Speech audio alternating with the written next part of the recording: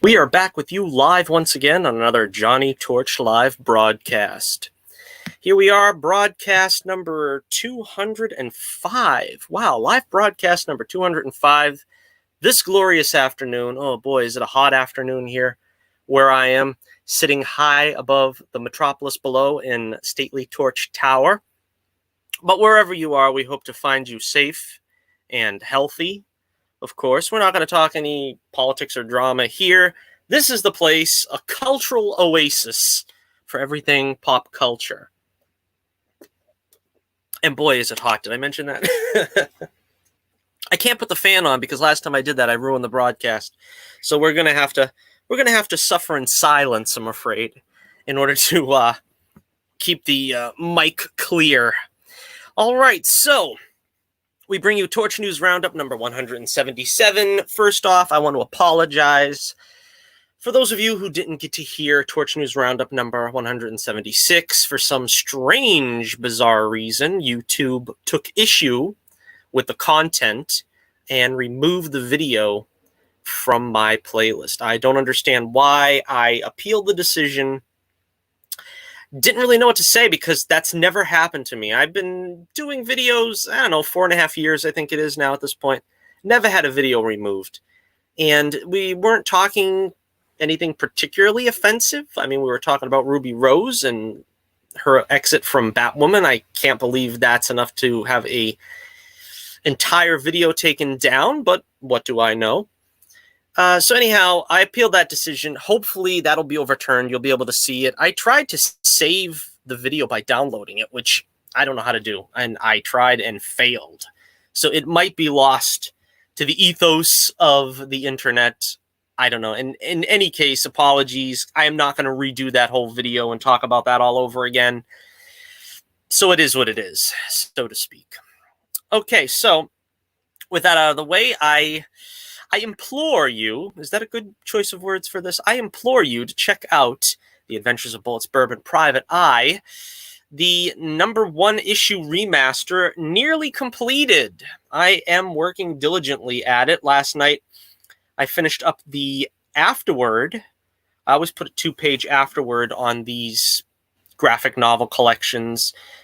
You know, because I'm a ham, I like to talk about the behind-the-scenes stuff, what I was thinking about when I was creating the story, creating the characters. And since this is the first issue, obviously, you get a little bit more of a detailed look at what I was thinking creating the character more than the story. Because, it all starts with the character. So if you find that interesting, you'll want to pick up the issue. Hopefully, I will have it out in about a month's time, at least. Maybe sooner.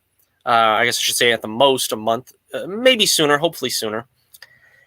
And I have to work on the pinup still. Apart from that, the work on the story proper is done. I've completely colored it. I am also proofreading it again for the second time to make sure I don't have any mistakes creep up. I am notorious for that. I've got some more. I got some issues that I have to fix with the second remaster that you can have the spelling things taken care of, but then there's grammatical things, and that's another headache, and I don't really want to revisit it, so I'm trying to take my time with the proofreading so I don't have to go back and try to fix it like I'm doing with the second issue right now. But speaking of that second issue, you can get Knock on Wood, 40 pages for only $8. A link in the description below, or check out our three issue story arc, When the Night Comes, 60 pages for only 10 buckaroos. And that is the team up of Bolt's two most nefarious criminals, Pencil Neck and Carrot Top. And they are planning to take over the world. The world is not enough until they've conquered it for themselves. Bullets, of course, is pressed into service as a secret agent for the first time ever. And he goes undercover to defeat the nefarious plans of both Carrot Top and Pencil Neck.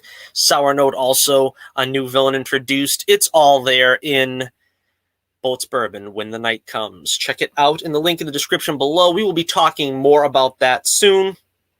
As I said in my last broadcast, which you probably couldn't hear, but Today actually is May 30th, which is pretty coincidental since this month is the 30th anniversary of Bullets Bourbon. I created him 30 years ago. Man, how time flies.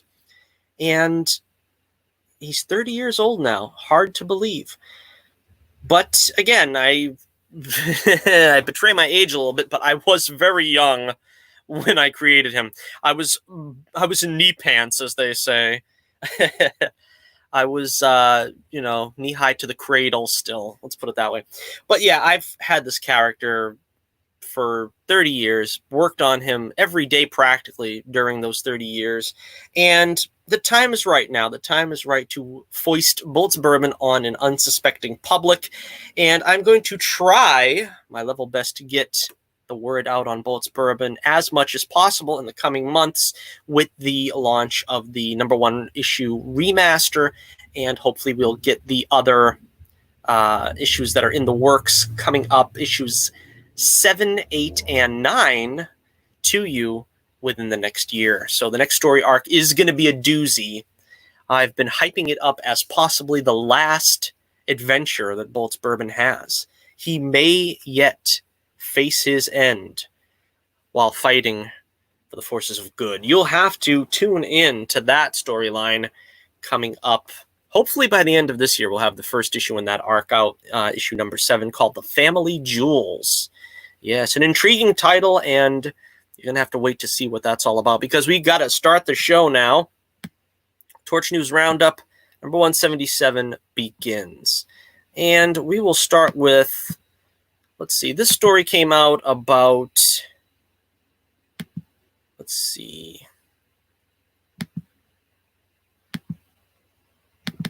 okay, Chris Evans was asked about his future as Steve Rogers, seeing as how Steve was aged quite seriously up.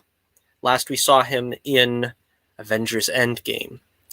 During a recent interview on the Graham Norton Show, Evans was asked whether this is really the end for his time as Captain America. He said, "Yes, I think it is. It was a great run, and we went out on such a high note that it would be risky to revisit it, in my opinion. It was such a good experience, and I think it's better left that way. It's not a hard no, but it's not an eager yes either.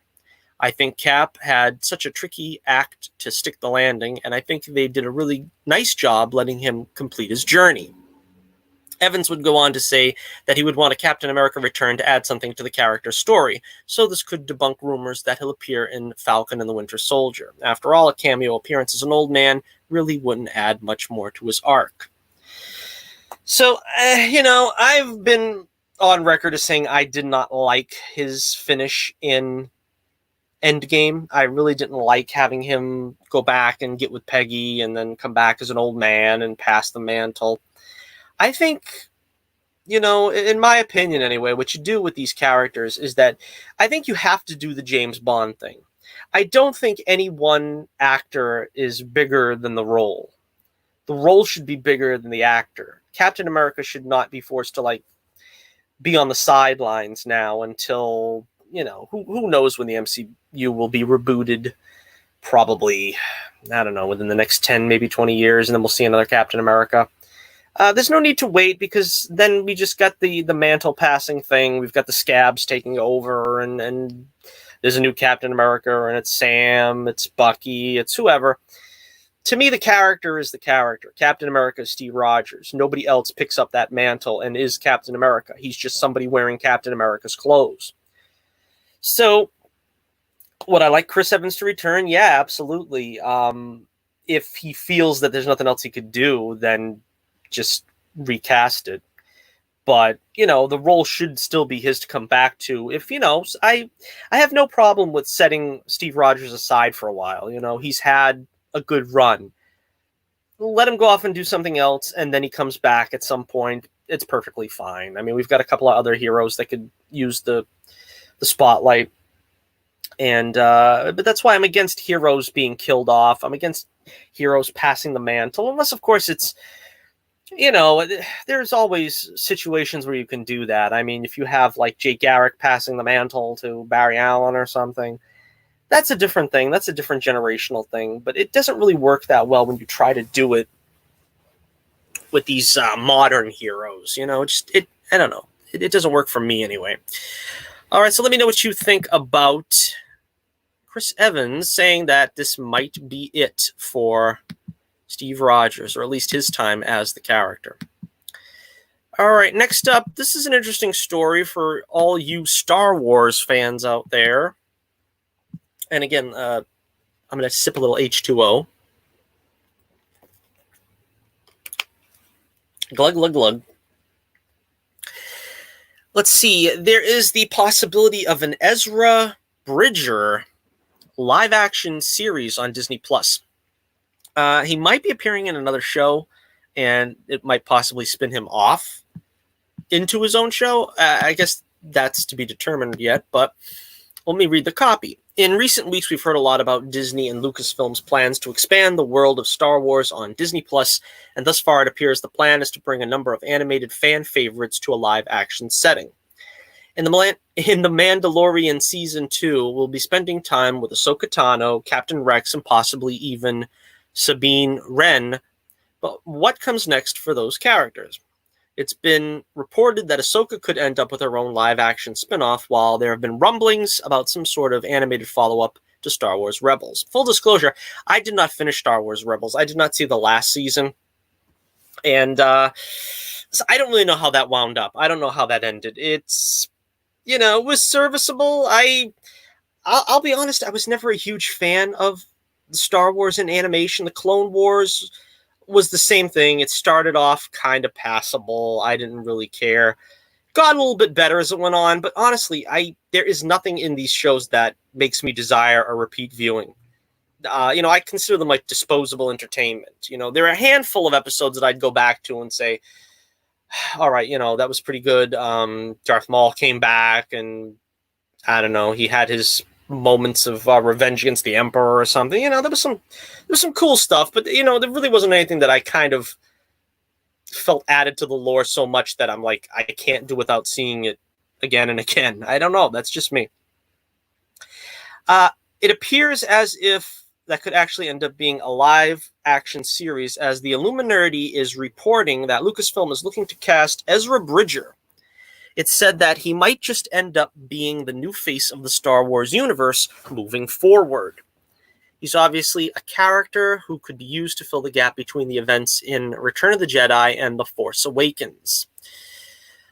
See, now, let me stop for a second here. This is another problem I have with these characters that they're trying to, you know, be the bridge between saga, you know, the trilogies or whatever within the saga. It's the same thing with Ahsoka. Ahsoka really should have died, you know, if not before Revenge of the Sith, definitely immediately after Revenge of the Sith. I know they tried to prolong the character's existence unnaturally by stripping her of her Jedi status. She's not really a Jedi, and I guess the same thing is going to happen here with Ezra. He's not really a Jedi, because we all know that Return of the Jedi hinges on the fact that's called Return of the Jedi is the fact that Obi-Wan and Yoda were the only ones to survive the Purge and stay hidden, and by the time they both die by Return of the Jedi, by mid-Return of the Jedi, Luke is the only one left. And there's no reason to believe that Yoda didn't know what he was talking about when he said the last of the Jedi you'll be.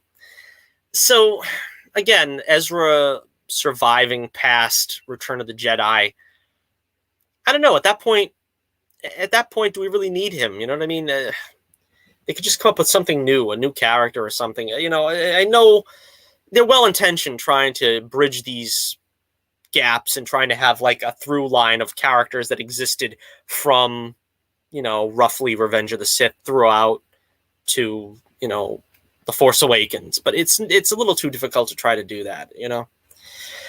The site says that Lucasfilm is looking for a male actor between the ages of 30 to 40. They're specifically looking for actors of Asian descent, but are open to Indian, Latino, or Middle Eastern performers too. This casting is for a Disney Plus TV show, though reportedly not a future season of The Mandalorian. Yeah, I kind of always felt, just looking at Ezra, he looked like Aladdin. So I imagine I would cast a Middle Eastern actor. I don't know. I mean, I suppose you could interpret it many different ways. I mean, Ezra's got like purple eyes, you know what I mean? So he doesn't have to look exactly, like his cartoon counterpart. But yeah, I would probably say that's the way to go: a Middle Eastern actor or someone from that kind of descent. Yeah. So I don't know. What do you think? Is this an interesting prospect for you? Do you think that Ezra Bridger, the further adventures of Ezra Bridger, would be something you'd want to see? Ezra as a grown man, possibly as a Jedi? I don't really know. Like I said, I haven't seen the end of Rebels. I don't know where they left him. I know at the time he was flirting with the dark side, and he was a fledgling Jedi under Kanan. What was that guy's name? Was it Kanan, I guess? And he was blind or something. Yeah. That's kind of the last I've seen of it, so I don't really know. But yeah, definitely let me know what you think in the comments below. Are you up for a Ezra Bridger live action series on Disney Plus? Okay, so next up, another character who is near and dear to my heart, the one and only Harley Quinn, as played by Margot Robbie. Now, some minor news broke this week that there's some discussion on what the future will be with Margot Robbie's Harley Quinn, particularly after the box office failure of Birds of Prey. Harley is going to be, and Margot Robbie as Harley is going to be in the Suicide Squad, James Gunn's official, unofficial sequel of Suicide Squad, where the character made her live action debut. But where are they going to take the character after that? Because, of course, Margot Robbie, I think, I'm not sure about this, but I'm pretty sure she signed up for a long-term haul as Harley Quinn. Margot Robbie loves the character and is, anxious to, as she did with Birds of Prey, produce, several future installments of the character in the DC universe. And she's still very popular, Birds of Prey notwithstanding. Let's see. Harley Quinn, this is the copy now. Harley Quinn will return in James Gunn's The Suicide Squad, but if a new report from DCEU Mythic is to be believed, Warner Brothers is already mulling over what comes next for Margot Robbie's anti-hero. The site doesn't provide any specifics regarding what the studio's plans are for the character, but it could be a solo movie or another Birds of Prey style ensemble. One extremely likely possibility is that we'll finally get the Gotham City Sirens spinoff Suicide Squad director David Ayer was once developing. He probably won't be at the helm of that, but getting to see Harley Quinn alongside Catwoman and Poison Ivy at last isn't going to be something any comic book fan complains about. All right, I'm going to complain about it. I'll be that one. I'll be that one complaining fan. Is that okay? Yeah, I'm going to complain. I don't want to see Harley Quinn in another ensemble picture. I know that that's what Margot Robbie wants. I think that's what a lot of fans want. They want to see her with Poison Ivy and a love affair with Poison Ivy. I want to see her back with Mr. J. That's where Harley Quinn belongs. We never got a proper film of Harley being the, whatever you want to call her, sidekick, Maul, whatever. We haven't got a proper film really with her and Joker. She was, kind of his girlfriend in Suicide Squad, and it really wasn't particularly comic book accurate. Whatever you think of Jared Leto's Joker, I don't think he was awful, but certainly there was room to improve, let's put it that way. And that's what I'd like to see. I would like to actually see more of Harley interacting with Batman. She started as a Batman character. She started as, and when they kind of jumped the gun trying to put her out as her own character when she really needed to be Joker's sidekick first, a Batman villain second, and then you can spin her off and do the crazy things and bring in Poison Ivy. You can do that stuff. I'm not saying not to, but I still feel like the DCEU puts the cart before the horse a lot of times, and particularly with the character of Harley Quinn, you're doing that. You're doing that. So what I would say is I would hope that she would feature prominently, and they keep putting her in ensemble movies. I would put her in a Batman movie as an ensemble character, and if not that, or along with that, another solo movie, maybe. Birds of Prey was honestly mostly a solo Harley movie. The parts that worked anyway were really the Harley parts. They could have cut out probably. They probably could have cut out. I don't know, what is it? Good. I don't know, how long is the movie? An hour and 50 minutes or something. You cut out 45 minutes of that movie, you probably got a good Harley Quinn movie there. You know, just edit around some of that stuff. And you probably got a decent movie. I don't know. That's just my opinion. Again, I know there are a lot of fans who think otherwise. Let me know in the comments below. Do you really want to see a Gotham City Sirens film? Do you want to see Harley with, you know, another all-girl team movie? We just had that, didn't we? And it didn't go over so well. I really can't see why they would try to approach that again.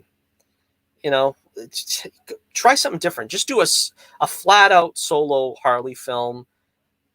You know, you can have some co-stars from various DC projects pop up or something, but just a solo Harley film is fine.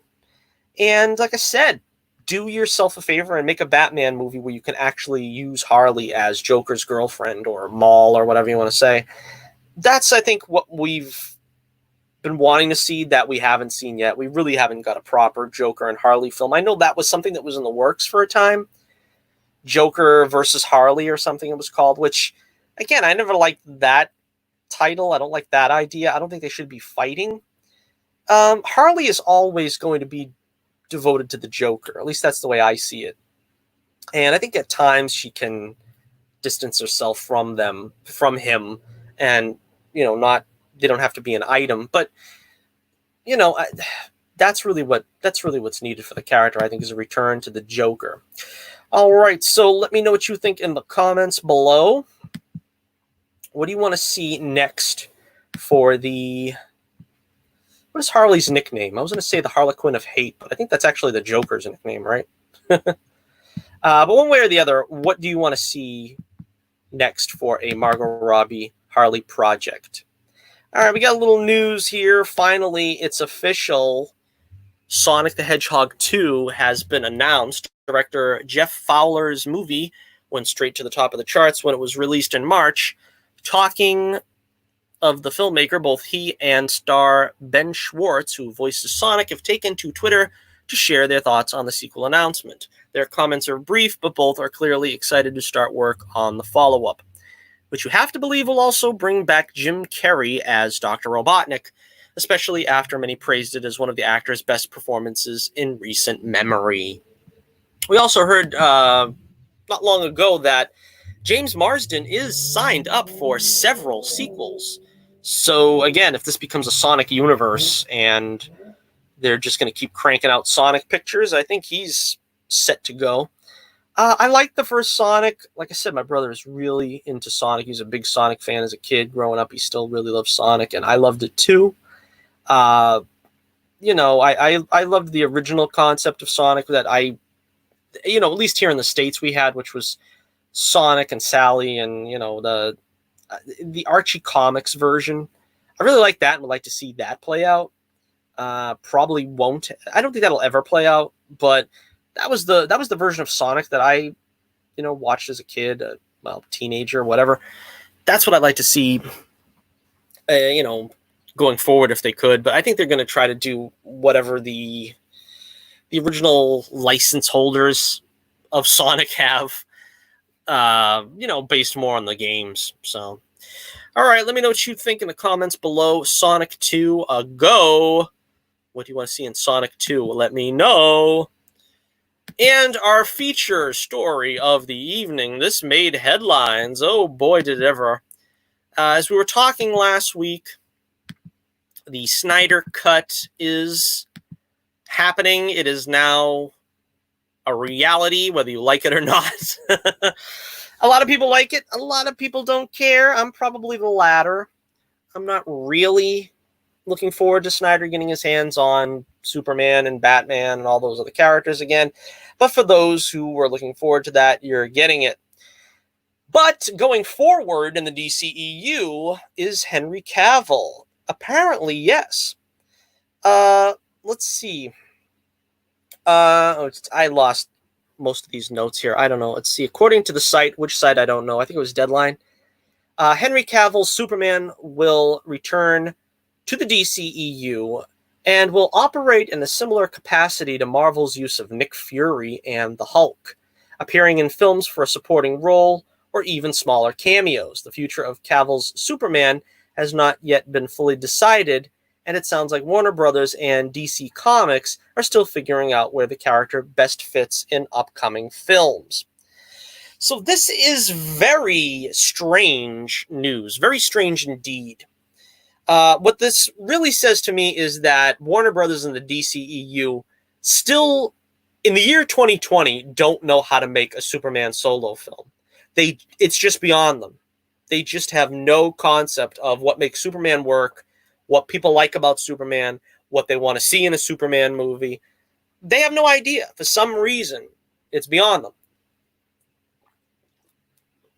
Now, it's really crystal clear. You make Superman positive. You make him a subject of hope, optimism. And, you don't have him moping. You don't have him conflicted. He knows what he knows his mission. He knows what he has to do. It's very easy. They did it with Captain America. They did it in the MCU with Captain America. They did it with Chris Evans, a character that for all intents people thought was hokey and a Boy Scout, and there's nothing appealing about that. And they made him probably, if not a rival to Robert Downey Jr.'s Iron Man, certainly the most popular character. He's either first or second place as a favorite in the MCU. There's no reason Superman can't do that. And what are they doing? They're going to use him as the Hulk of the DC universe. That move didn't even work for the Hulk, and the Hulk is a rogue player. The Hulk is a rogue chess piece. Superman is the king of superheroes. He is the top dog. You don't just sign up Henry Cavill and say, well, he's just going to appear as a roving cameo. That's something they wanted to do in Shazam, and from what I understand, that's kind of the reason why Cavill didn't do it, because it really wasn't worth his time. I think this is what they want from him, and I think he is like holding out for something better. And maybe, just maybe, if he's agreeing to this, then that means there'll be something a little more substantive in the future. But I certainly don't care about a DC universe where Superman is just going to show up in a cameo in Shazam or as a supporting player in, I don't know, Black Adam. You know what I mean? I don't see that being a positive for the character. He's too big for that. You know what I mean? You don't take, I don't know, you don't make Barbara Streisand an understudy or something. I don't know. It's just, it's just weird. I don't see what they're trying to do. I don't see what they hope to gain from this. Superman's one of the most popular characters. He's beloved by all, really. I mean, there's a couple of chowderheads out there that, I guess think he's overrated or something, or overpowered or something. But for the most part, everybody loves Superman. You can't go wrong with Superman, but they seem to find ways. Every single thing they've done since Christopher Reeve left the role, and in some cases before he even left the role, has been abject failure. I don't know why they can't get their act together for Superman on film. Let's see. More news has come out about this, though. This is an addendum to the earlier story. Earlier this week, it was reported that Henry Cavill had entered preliminary talks with Warner Brothers to reprise his role as Superman for a cameo in an upcoming DC film, but appears as though those talks may have been a little more one-sided than we've been led to believe. According to the Hollywood Reporter's weekly Heat Vision newsletter, Cavill is actually not currently in negotiations for any sort of cameo, nor has his character been written into any upcoming movie with a completed script, ruling him out of Matt Reeves' The Batman, Juan Colette Serra's Black Adam, and Andy Muschietti's The Flash. They stress that while there aren't any talks currently available with Cavill himself, Warner Brothers is indeed interested in bringing him back as the Man of Steel and are in the midst of determining what a potential appearance from him might look like before they make a formal offer. The whole situation is very fluid, so anything and everything is subject to change at any given moment. Cavill, who starred in Man of Steel, Batman v Superman, Dawn of Justice, and Justice League, was previously slated to make a cameo in Shazam, but exited the project when talks veered south. The cameo then was filled with a stand-in who donned the classic red and blue Superman suit. So that's what I think. I think Cavill is like holding out for, he's holding out hope that they're gonna do right by Superman. Why would he attach himself to this role if it's going to be a thankless cameo? Other reports, I don't have any more notes in front of me right now, but other reports I heard is that originally they were going to go forward with a Supergirl movie, and plans for that have changed. They're looking a little more at shelving Supergirl for, in favor of a Superman movie. That would be nice, to start with Superman and try to build up from there instead of get Supergirl movie going and then squash Superman in it. So it's possible that maybe they are trying to get something going on the Superman front. I don't know. No word, of course, as to whether the lovely Amy Adams will return as Lois Lane. Last we heard from her, she said she thinks she's done with the role. But again, there has been no concrete evidence that they are brooming Cavill and Adams. So I hope they get back together. Like I said, I always liked Amy Adams as Lois Lane. I think she's great as Lois Lane. She really takes a page from the Margot Kidder version of Lois Lane. And I think that's what's needed for the character. And I think she understands that when a lot of people don't. A lot of people make Lois just very abrasive. And that's what I liked about Amy Adams' version, is she takes the best parts of Margot Kidder's. Because, Margot Kidder's Lois was also, that's kind of the trait that Lois exhibits, is that she's kind of abrasive. She's, no nonsense, kind of, gets what she wants done. And maybe Amy Adams could use a little more of that. I don't think so. I think she had enough of it. But I certainly see her as the Lois Lane of the Christopher Reeve films, where she really, sort of marvels at the Man of Steel. And that's kind of that old-fashioned,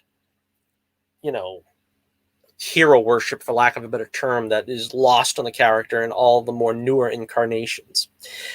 All right, so yeah, again, I don't know. Like I said, I like Henry Cavill as Superman. I don't like what Zack Snyder did with him, but I think he deserves every opportunity to get his shot at, giving us the Superman movie we all deserve, that we all really want. So let me know what you think in the comments below. Do you want to see Henry Cavill return as the Man of Steel? Do you think he should have a larger presence in the MCU? That's something we didn't really talk about either. I mean, in the DCEU, we really didn't talk about the fact that the DCEU, from what we understand, they're trying to distance themselves from that idea of interconnectivity, because that's how they started. They started with, we're going to do the Man of Steel, we're going to do Batman v Superman, then we're going to, do Justice League, and then branch off to Wonder Woman, Aquaman, everybody gets their own thing. But then when things kind of didn't go so well for them following Justice League, they kind of abandoned that interconnectivity. And, Suicide Squad, of course, was also strongly connected. And they kind of went their own way. And so now, is this a positive sign? Would you want to see this happen, where we're going to have the interconnectivity again? We're going to have Superman, sort of come in to a story with Shazam, and that's going to connect to a story with Batman down the line, and then Aquaman, and then maybe we'll have a team up all together with Wonder Woman, and maybe we're going back to that. I like that. That personally is something I like. Now, I don't think every film has to be, densely connected. I mean, that's, the movies that they've done are pretty successful so far in that way, where Wonder Woman kind of standalone. It doesn't have a whole lot to do. I mean, they sort of bookend it with Batman a little bit. The same thing with Suicide Squad. You got a little bit of Batman in it. Aquaman references Justice League. But there really is no, tight continuity. And that's not really too bad. I don't object to that. But I still would rather have a universe where, stuff happens in the same universe and you can expect to see the same characters sort of really interacting with one another, which is something they do really well in the MCU. All right, so again, let me know what you think in the comments below. Henry Cavill, Superman returns, or does he? Let me know what you think. And that's about it for another pulse-pounding, action and excitement-oriented Torch News Roundup, where we give you, the prized listener, a glimpse into the state of pop culture.